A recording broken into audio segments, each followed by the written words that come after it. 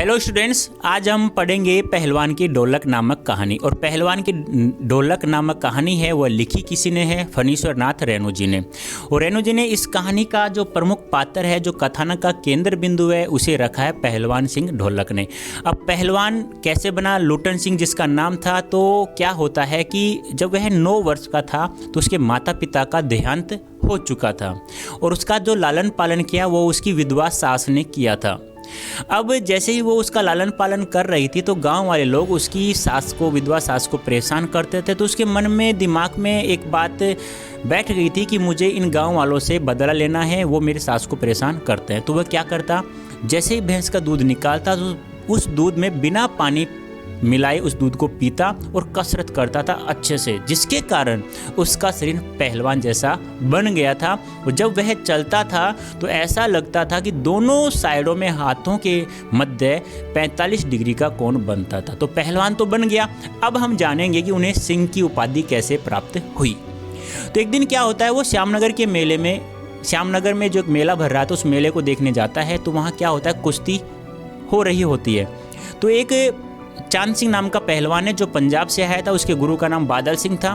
तो जैसे वह पहली बार पंजाब से श्यामनगर में आया तो वह 3 दिनों में अपने आसपास के सभी पट्टों को, सभी पहलवानों को वह हरा चुका था और शेर का टाइटल नामक उपाधि उसे प्राप्त हो गई थी। तो जब लुटन सिंह पहलवान वहाँ मेला देखने गया तो बिना कुछ सोचे समझे चांद सिंह नामक पहलवान को चुनौती दे डालता है। तो कुश्ती होती है तो लोगों को पता चलता है कि चलो चांद सिंह के साथ कोई प्रतिद्वंदी आया है, कुश्ती लड़ना चाहता है। तो सभी लोगों ने अब मेले में अपनी दुकानें बढ़ाकर कुश्ती देखने पहुंच जाते हैं। तो लोगों की आवाज़ आई कि चांद सिंह के सामने कुश्ती लड़ रहा है लुटन पहलवान, ये मरेगा, ये पागल है, इसे कुछ समझ में नहीं है। तो कुछ समय तो क्या होता है, 5-10 मिनट के लिए कुश्ती होती है। बीच में ही राजा श्यामानंद जो अध्यक्ष के रूप में अपना पद संभाले हुए बैठे थे, उन्होंने कुश्ती रुकवा दी और 10 रुपए का नोट निकाल करके लुटन सिंह पहलवान को देता है और कहता है कि अब वाह बहादुर, आपकी हिम्मत को दाद देते हैं, अब तुम ये 10 रुपए लो और मेला देख के अपने घर चले जाओ। लेकिन लुटन सिंह कहता है नहीं महाराज, मुझे लड़ने दिया जाए वरना मैं यहीं पर अपना सर पटक पटक कर मर जाऊंगा। लेकिन राजा श्यामानंद नहीं मानता है। उसी के मध्य उस जो भीड़ थी, जो दर्शक थे सभी, उसमें से एक की आवाज़ आती है, क्यों न इसे चांद सिंह के साथ लड़ना दिया जाए। तो कुश्ती स्टार्ट हो जाती है। सभी दर्शक चांद सिंह के साथ थे, सभी चांद सिंह की जय जयकार कर रहे थे और लुटन सिंह पहलवान की तरफ कोई भी नहीं था। लेकिन लुटन सिंह पहलवान की तरफ एक ही आवाज़ सुनाई दे रही थी, वो थी ढोलक की आवाज़, जिसे वह अपना गुरु मानता था। जैसे ही ढोलक की आवाज़ आती, चटदा घिड़जा आजा भिड़जा उठा पटक दे, इस प्रकार से आवाज़ आती है तो वह चांद सिंह को चित्त कर देता है, चांद सिंह को हरा देता है। जैसे ही वह चांद सिंह को हरा देता है तो लोगों को जय जयकारा करने के लिए कोई शब्द नहीं मिला। किसी ने राजा श्यामानंद की जय जयकारी, किसी ने अपने इष्ट देवता की जय जयकार की। लेकिन लुटन सिंह पहलवान जैसे जीत जाता है तो वह सबसे पहले जा कर के अपनी ढोलक को नमस्कार करता है। उसके बाद वह राजा श्यामानंद के गले लगता है। लेकिन जैसे ही वह राजा श्यामानंद के गले लगता है तो मैनेजर ने कहा, ये तुम क्या कर रहे हो, राजा के कपड़े तुमने गंदे कर दिए। तो राजा ने बिना सोचे समझे लुटन को सिंह की उपाधि दे देता है। लेकिन राजा के जो मैनेजर थे उन्होंने कहा कि महाराज ये तुम क्या कर रहे हो, ये तो जाति से हीन है, इसे आप सिंह की उपाधि दे रहे हो।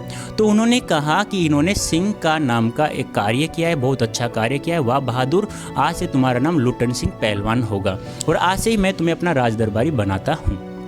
तो जब राजदरबारी बनाया जाता है तो वह अपने साथ ढोलक को लेकर, अपने दोनों पुत्रों को लेकर चला जाता है। लेकिन 15 वर्ष ऐसे बीत जाते हैं, जब वह दहाड़ता था तो लोग कहते हैं कि राजा का शेर दहाड़ रहा है।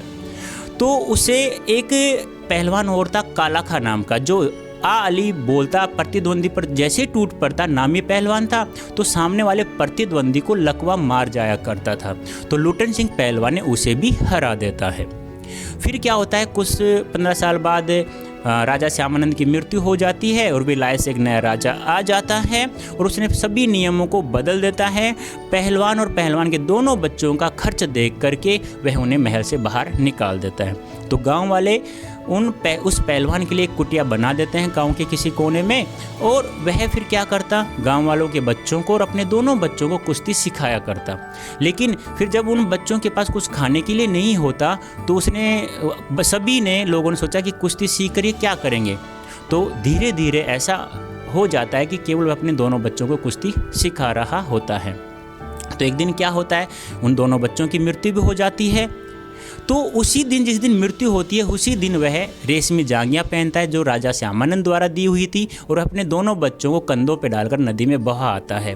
फिर वह उसी रात ढोलक भी बजाता है। तो लोग कहते हैं कि देखो 1.5 हाथ का कलेजा इस बंदे का, इस पहलवान का, अपने बेटों की मृत्यु के बाद में भी हमें जीवित रखने के लिए यह बंदा ढोलक बजा रहा है। उसके 4-5 दिन बाद लुटन सिंह पहलवान ने ढोलक नहीं बजाई किसी रात, तो उसकी मृत्यु हो जाती है। लेकिन जब उनके शिष्य देखने आए थे कि आज ढोलक क्यों नहीं बजी, तो पता चला, देखते हैं वो, कि लुटन सिंह पहलवान की मृत्यु हो चुकी होती है। तब किसी शिष्य ने कहा कि लुटन सिंह पहलवान ने कहा था कि जब मैं मरूं तो मुझे चिता पर चित मत लेटाना, क्योंकि मैं ज़िंदगी में कभी चित नहीं हुआ हूँ। तो ऐसा ही होता है, उसे पेट के बल चिता पर लिटाया जाता है। तो प्यारे बच्चों, ये थी आपकी कहानी पहलवान की ढोलक। उम्मीद करता हूँ आपको बहुत अच्छी लगी होगी। तो कमेंट करके मुझे अवश्य बताएं। धन्यवाद बेटा।